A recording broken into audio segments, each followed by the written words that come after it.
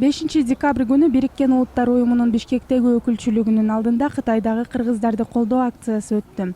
Бул акция Кытайдагы кыргыздарды колдоо коомдук уюму жана жарандык активисттер тарабынан уюштурулган. Анда активисттер Бириккен Улуттар Уюмуна Кытайдын тарбиялоо лагерлеринде кыйноого кабылды делген этникалык кыргыздардын абалын билип, тиешелүү чечимдерди кабыл алуу суранычы менен кайрылышты. Адам укуктарынын баягы гаранты болгон Бириккен Улуттар Уюмунун имараттын алдына келип, ошол маселе боюнча, ошол адам укуктарынын коргоо боюнча Бириккен Улуттар Уюмунун астына келип, өзүбүздүн талабыбызды ошол Кытайда кыйналып жаткан кыргыздардын акыбалын карап берүү маселесин, бул боюнча ошол Бириккен Улуттар Уюмунун секретары, башкы катчысы Антонио Гутерришке кайрылуу жолдогон атабыз.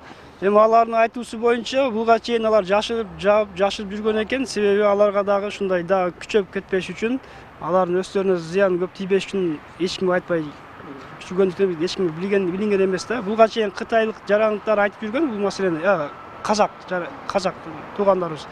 Бирок бул мындай далилденбеген факт катары көңүл бурбай жүргөнбүз да. Азыр болсо далил менен бардыгы ачыкка чыккандыктан мындай чындап аракет кылып баштадык өзүбүз. Эми бизде киришке күчүбүз жетпейт, бирок эч болсо тилибиз менен айтканга укугубуз бар да, айтышыбыз керек да, коргошубуз керек да. Жөн эле ал жерде кыйнашып атса, камашып атса алып, үй бүлөсү менен алып келип. Ошондуктан ошо өзүбүздүн оюбузду айтайлы деп келдик эле бул жерге. Аталган акциянын демилгечилерин Бириккен Улуттар Уюмунун Кыргыз өлкөсүндөгү туруктуу координаторунун милдетин аткаруучу Юкия Мокуо кабыл алды. I will discuss this matter with our region coordinator, who is unfortunately out of the country this week. But then we will have our process towards our headquarters in New York. Эмки жума биздин туруктуу координатор өлкөгө кайра кайтып келет. Мен азыр анын милдетин аткаруучу болуп турам. Ал биздин туруктуу координатор Кыргызстанга келгенде биз механизмдерди талкуулайбыз. Ушул маалыматты кантип биздин штаб-квартирага Нью-Йоркко жеткиребиз деген суроо боюнча талкуу жүргүзөбүз. Ал эми 27 жаштагы Жусуп Малик уулу Кытайдагы Шинжаң Уйгур автономиялык районунун Акчи айылында туулуп өскөн. 2013-жылы Кыргыз өлкөсүнө билим алуу үчүн келген ал 2016-жылы кыргыз жарандыгын алган. 2014-жылы ата менен жана башка туугандарым келип кетишкен Кыргызстанга. 15 күнгө саякатка келип кетишкен. 2017-жылы июль айларында бир тууган агамды кармап кетишкен. Амантур Малик. Эч кандай себепсиз. Водитель болчу, жөнөкөй дыйкан. Атамды сентябрь айында алып кармап кетишти, 2017-жылы. Жана жеңемди дагы сентябрь айында алып кетишти да.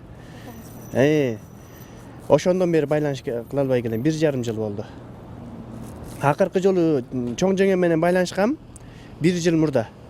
Так маалымат берген, ушундай алып кетишти. Эмге чейин байланышканыбыз жок, тияк менен жолукканыбыз жок, киргизбей атат. Эмне себептен, кандан, качан чыгат, канча жылга эмне болгонду айтпай атышат деп айтканда, ошондон бери кабарын ала албай келебиз. Башка дагы туугандарым көп, атамдын инилеринен дагы кирип кетишти, аларды санасак бир 15-20га чейин жетет да. Эркиндикте жүргөн туугандар бар, бирок байланышпайт алар. Биз бул жактан чалганда эле тигилер коркуп телефонду өчүрүшөт, же болбосо байланышпайм деп өчүрүп коюшат да, атайын элечи. Ато бизди дагы алып кетишет дегендей коркунучта болуп атат да. Канча тууган киргенин, канча кыргыз киргенин же болбосо аны айта алышпайт. Потому что бияктан тияка чалган кезде бүт угуп турушат да. Биздин сүйлөшкөнүбүздүчү. Ошол үчүн мындай информация берип коембу деп коркушат. Бул жерде ачыкка чыгып аткан бир 10 чакта эле студент балдар болуп атабыз, негизинен жалпылай. Башка Кытайдан көчүп келип бул жакка отуракташып Кыргызстандын гражданын алгандар көп. Абдан көп, мен тааныгандардан көп эле бар да. Ошолордун бүт туугандары ошондой. Туугандарга макташ атышат. Например, мага окшош мисалы. Атасы, байкеси кирип кеткен, энеси сыртта үйдө отурат. Энемди дагы алып кирип кетпесин деген коркунучта чыкпай жатышат да алар. Жусуп Кытайдагы ата-энеси менен акыркы жолу 1,5 жыл мурда кабарлашкан. Ошондон бери алардын дайынын билбей келаткан ал жакындарынын абалына сарсана болуп тынчсызданууда. Силе ата-энем болгондо бул жерде менин ордумда. Силе ата-энем болгондо мага окшош 1,5 жыл күтпөйт эле да. Мага окшош 1,5 жыл күтпөйт болчу. 1,5 жыл мурда эле кайрылат болчу бул иштерди. Мен бала болгондугу үчүн дагы сабырдуулук менен бүгүн чыгып калат, же эртең чыгып калат же дагы 1 жылдан кийин же болбосо 1-2-3 күндөн кийин чыгып калат деген мындай үмүт менен жашап келдим ушул күнгө чейин. Негизи ата-энеге болгон сесим башка болот экен такыр.